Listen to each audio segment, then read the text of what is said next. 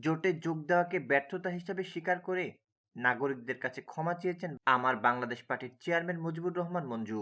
নতুন রাজনৈতিক বন্দোবস্ত গড়ার প্রতিশ্রুতি পূরণ করতে না পারায় দায় নিজের কাছে তুলে নিলেন তিনি। জাতীয় নির্বাচন ২০২৬ ও নাগরিক প্রত্যাশা শীর্ষক এক অনুষ্ঠানে বক্তব্য দিতে গিয়ে মঞ্জু বলেন, একটি নতুন রাজনৈতিক দল হিসাবে আমরা আপনাদের প্রত্যাশা পূরণ করতে পারিনি। শেষ পর্যন্ত পুরনো রাজনৈতিক বন্দোবস্তর মধ্যে আমাদের ঢুকে যেতে হয়েছে।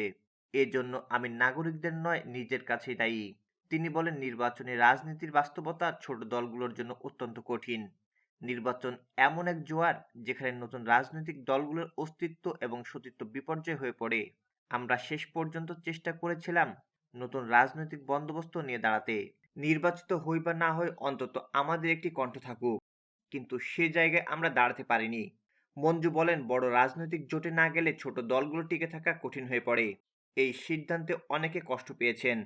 দায় যদি ভাগ করতে হয় তাহলে ৬০% দায় আমরা নিজেরাই নিচ্ছি। সাধারণ জনগণকে আমি দোষারোপ করব না।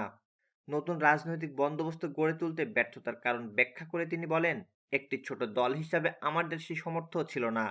ভোট কেন্দ্রে এজেন্ট দেওয়া, ভোট পাহারা দেওয়া, পুরনো নির্বাচনী ব্যবস্থা এককভাবে করা আমাদের পক্ষে সম্ভব হয়নি।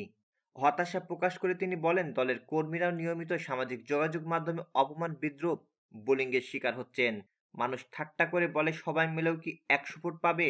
আমাদের আদৌ দল গঠন বা নির্বাচনে অংশ নেওয়ার যোগ্যতা আছে কিনা সে প্রশ্ন তোলে। একদিকে প্রত্যাশা, অন্যদিকে অনবরত বিরূপ।